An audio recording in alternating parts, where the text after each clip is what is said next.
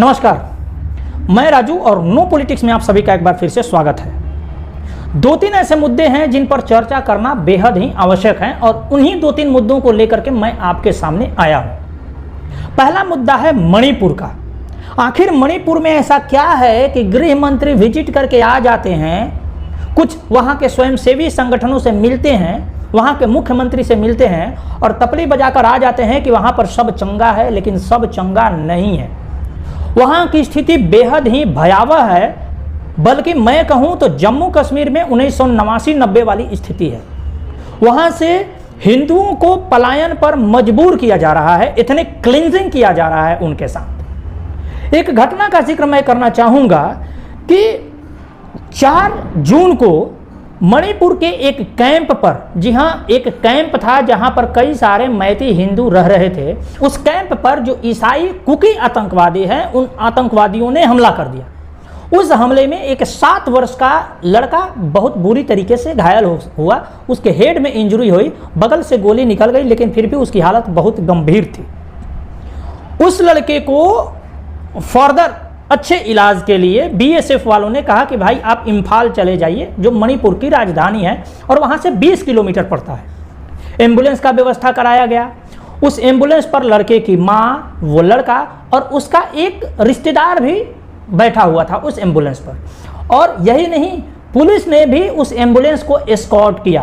Police उस ambulance के साथ चल रही थी, लेकिन रास्ते में ऐसा बताया जा रहा था कि हजारों कुकी आतंकवादियों की, कुकी उग्रवादियों की भीड़ ने उस एम्बुलेंस को घेर लिया और घेरने के बाद उस बच्चे को, उसकी मां को और उसके रिश्तेदार सहित उस पूरे एम्बुलेंस में ही आग लगा दिया। उस आग के चपेट में आने से उसी एम्बुलेंस के अंदर ही जल करके ये तीनों मर गए और ये सब हुआ पुलिस के सामने। बताया ये जा रहा था कि चूंकि उग्रवादियों की संख्या इतनी अधिक थी, जो दंगाइयों की संख्या इतनी अधिक थी कि पुलिस वहां पर कुछ नहीं कर पाई, तो फिर किस लिए वहां पर शूट एट साइट का ऑर्डर दिया गया है? कितने आतंकवादियों को, कितने ऐसे दंगाइयों को शूट किया गया है, इसका कुछ आंकड़ा है? अभी तक टोटल आंकड़ा 98 का है, लेकिन मैं आपको गुजरात का आंकड़ा बताना चाहूंगा। गुजरात में ठीक इसी तरीके की घटना हुई थी, जिसमें एक ट्रेन को बाहर से बंद करके उसके एक बोगी को, उसमें आग लगा दिया गया था, जिसमें 59 कार सेवक मारे गए थे 2002 में। उसी को लेकर के गुजरात के फिर गोधरा में भयंकर दंगे हुए थे। उस दंगे को कंटेन करने के लिए नरेंद्र मोदी की सरकार ने पुलिस के द्वारा 231 हिंदुओं को मौत के घाट उतरवाया था। लेकिन यहां पर चूंकि दंगाई क्रिश्चियन है, इसलिए उनको शांति से सहलाया जा रहा है, उन पर कोई कठोर उस तरीके का एक्शन नहीं लिया जा रहा है। जबकि उन आतंकवादियों के पास, उन उग्रवादियों के पास बाहर से बहुत हाईटेक हथियार प्रोवाइड कराए जा रहे हैं। म्यांमार से, चाइना से और कई सारे देशों से उनको हथियार प्रोवाइड कराए जा रहे हैं स्टेट के विरुद्ध युद्ध छेड़ने के लिए, और युद्ध तो छिड़ चुका है। तो अमित शाह कर क्या रहे हैं? क्या इस मामले में कुछ आगे की कार्रवाई होगी? और यही नहीं, एक बीएसएफ का जवान भी उसमें शहीद हो गया है उसी गन फाइट में। लेकिन मैं आपको ये बता दूं कि वहां के जो कुकी हिंदू हैं, वह अपना ग्राउंड छोड़ने को राजी नहीं है।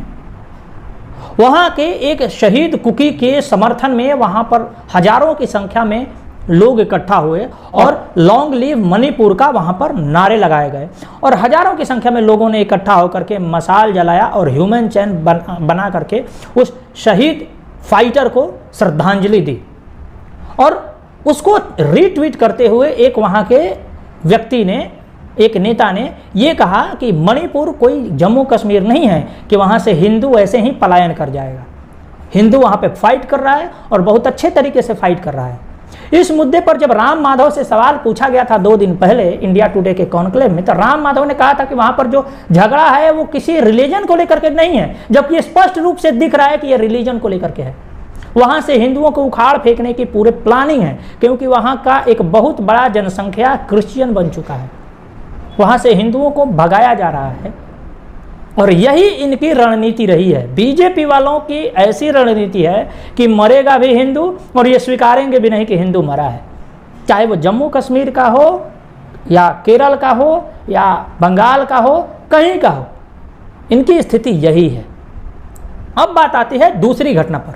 पिछले दिनों छत्रपति शिवाजी महाराज का राज्याभिषेक दिवस था। उस राज्याभिषेक दिवस के अवसर पर कुछ शांति प्रिय और औरंगजेब के कुछ पुत्रों ने, उनकी औलादों ने औरंगजेब का पोस्टर लहराया, और न केवल पोस्टर लहराया, कुछ लोगों ने, कुछ उनके नाजायज औलादों ने उसका स्टेटस भी लगाया।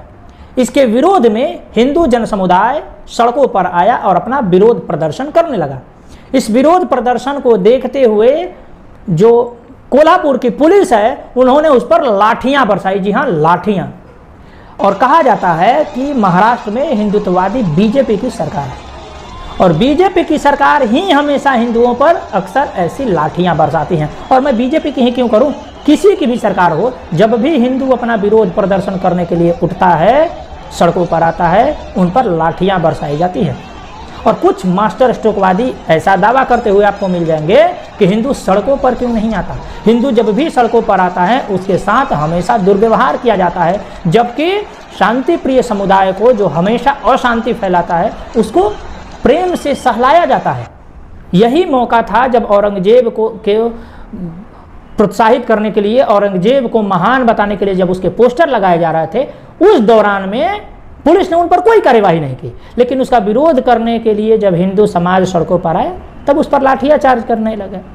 आप देखिए कि पिछली बार जब कर्नाटका में इसी तरीके की एक घटना हुई थी कि प्रवीण नेतारू की जब हत्या हुई थी, तब भी हिंदू समाज सड़कों पर आया था, तो उन पर भी लाठियां बरसाई गई थी।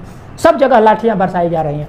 और तो और औरंगजेब का विरोध करने पर, औरंगजेब का अपोज करने पर, औरंगजेब के खिलाफ में स्टेटस लगाने पर हिंदुओं को अरेस्ट किया जा रहा है। जी हाँ, महाराष्ट्र में हिंदुओं को ही अरेस्ट किया गया औरंगजेब को विलेन बताने पर, ताकि इससे शांति प्रिय समुदाय का सेंटिमेंट हर्ट हो जाए। ये सब चल रहा है हिंदुवादी राज में। देखते हैं ये बीजेपी कहां तक गिरती है। बाकी आप इन सारे मुद्दों के बारे में क्या सोचते हैं, हमें कमेंट बॉक्स में बताइए। आपका बहुत बहुत आभार। नमस्कार।